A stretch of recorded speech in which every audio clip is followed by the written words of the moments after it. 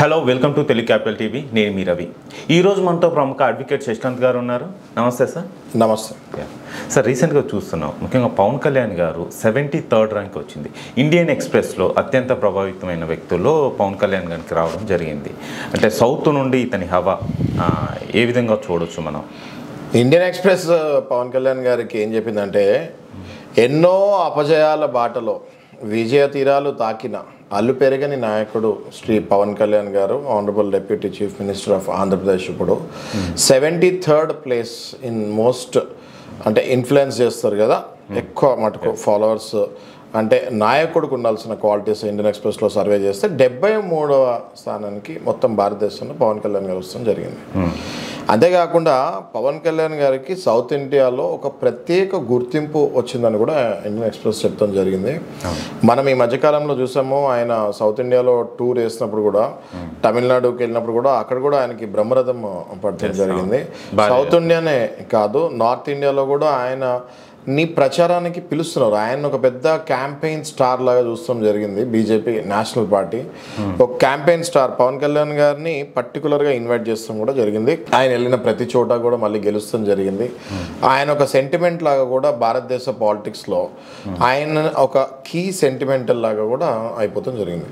ఇవాళ చూస్తే మనము పవన్ కళ్యాణ్ గారి మీద ఒక కేసు వేస్తాం కూడా జరిగింది. వీళ్ళు క్రిమినల్ కేసు వేస్తాం కూడా జరిగింది.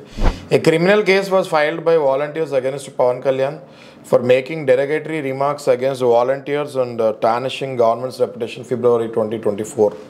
ఆయన ఎప్పుడైతే వారాహి యాత్ర చేస్తాం జరిగిందో, వాలంటీర్స్ మీ డీటెయిల్స్ తీసుకుంటాం వల్ల కాన్ఫిడెన్షియల్ ఇన్ఫర్మేషన్ వెళ్ళిపోతుంది, దానివల్ల చాలామందికి ఇన్సెక్యూరిటీ ఫామ్ అవుతుంది అని చెప్పేసరికి వాలంటీర్స్ ఒక 5గురు కలిసి వైఎస్ఆర్సీపీ నేతలతో పాటు కలిసి పవన్ కళ్యాణ్ గారి మీద అప్పుడు కేసు ఇస్తాం జరిగింది. స్పెషల్ కోర్టు కావాలని చెప్తాం కూడా జరిగింది. అయితే ఇది ఈ కేసుకు సంబంధించి కూడా క్లియర్గా మన కోర్టు కూడా ఏం చెప్తాం జరిగిందంటే, స్పెషల్ కోర్టు ఇచ్చే అవసరం లేదు. ఆయన ఎప్పుడు ఇట్లాంటి కమెంట్స్ పాస్ చేశారో ఆ టైంలో ఆయన he was not a deputy chief minister, కాబట్టి దానికి స్పెషల్ కోర్ట్ ఏం అవసరం లేదు, నార్మల్ కోర్టే సరిపోతుంది. అదేం పెద్ద నేరంగా ప్రకటించలేదు కోర్టు. ఇప్పుడు చూస్తుంటే పవన్ కళ్యాణ్ గారికి ఎన్నో హడల్స్ లైఫ్లో క్లియర్ అవుతూ వచ్చాయి. ఆయన పడిన కష్టం, లాస్ట్ 15-20 ఇయర్స్ పడిన అవమానాలు, ఆయన పడిన కష్టాలు నార్మల్గా కాదు, ఏ పొలిటీషియన్ కూడా పడి ఉండరు. మనము చూస్తున్నాము మొత్తం భారతదేశ రాజకీయ చరిత్రలో తీసుకుంటే పవన్ కళ్యాణ్ గారిని తిట్టిన బూతులు ఏ వేరే లీడర్ని కూడా తిట్టలేదు. అన్ఫార్చునేట్లీ మన గత ప్రభుత్వంలో ఉన్న వాళ్ళు బూతులు తిట్టడంలో స్పెషల్ అని అందరికీ తెలుసు. సో ఎన్ని బూతులు తిట్టారంటే, ఆ సామాన్య మానవుడు రోడ్డు మీద ఒక నార్మల్ మానవుడిని తిట్టినా కూడా సహించేవాడు కాదు, గ్యారంటీగా మ్యాన్ హ్యాండిల్ చేసేవాళ్ళు ఎవరైతే తిట్టారో. అట్లాంటిది పవన్ కళ్యాణ్ గారు అంత స్థాయిలో ఉండి ఆయనకి అప్పటికే ఒక చిటికేస్తే ఫ్యాన్స్ అందరూ వాళ్ళని వచ్చి ఇట్లా నలిపేస్తారు. అయినా కూడా పవన్ కళ్యాణ్ గారు దాన్ని భరించి అవమానాలు తీసుకొని, ఆయన పెళ్లిళ్ళ మీద, ఆయన వ్యక్తిగత జీవితం మీద ఎంతోమంది ఎంతో ఆరోపించినా కూడా ఆయన చాలా పేషెన్స్గా దాన్ని హ్యాండిల్ చేసి స్టెప్ బై స్టెప్ ఎన్నిసార్లు ఓడిపోయినా, 2 ప్లేసెస్లో పోటీ చేసినా, ఒక ప్లేస్లో గెలవకపోయినా కూడా లాస్ట్లో ఆయన హీరో ఎట్లా అవుతాయి సినిమాల్లో, ఒక hero first half, second half, last వరకు కష్టపడుతుంటాడు, లాస్ట్లో ఆయన హీరో అవుతాడు.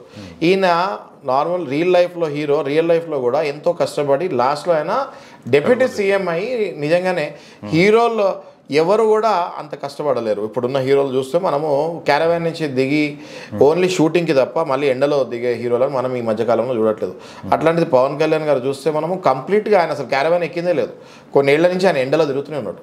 సో అట్లాంటి పవన్ కళ్యాణ్ గారు ఫ్యూచర్లో రాష్ట్ర ముఖ్యమంత్రి కూడా అవ్వాలని చాలామంది కోరుకుంటంలో తప్పే కాదు. 100% hearty congratulations to Pavan Kalyan garu. ఆయన ఇలాగే ఎన్నో మైల్ స్టోన్స్ క్రాస్ అవుతూ మంచి పదవులకి ఆయన రీచ్ అవ్వాలి, ప్రజలందరికీ చాలా మంచి చేయాలని మాలాంటి అడ్వకేట్స్ కూడా కోరుకుంటున్నాము. చాలా అద్భుతమైన విశ్లేషణ ఇచ్చారు sir. Thank you so much. Thank you.